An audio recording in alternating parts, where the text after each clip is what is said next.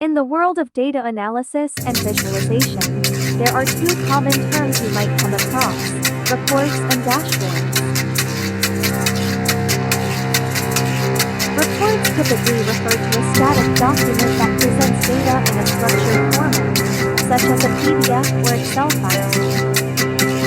They often include tables, charts, and other visualizations to help you understand trends and insights.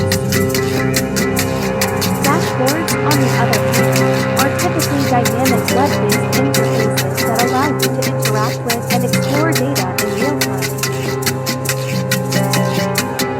They often include customizable widgets, filters, and other features that allow you to drill down into specific areas of the data.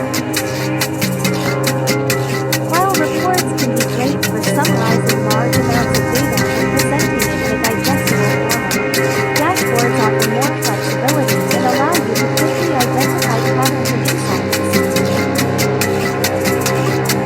So, if you are looking for a way to make data-driven decisions in real time, dashboards are the way to go.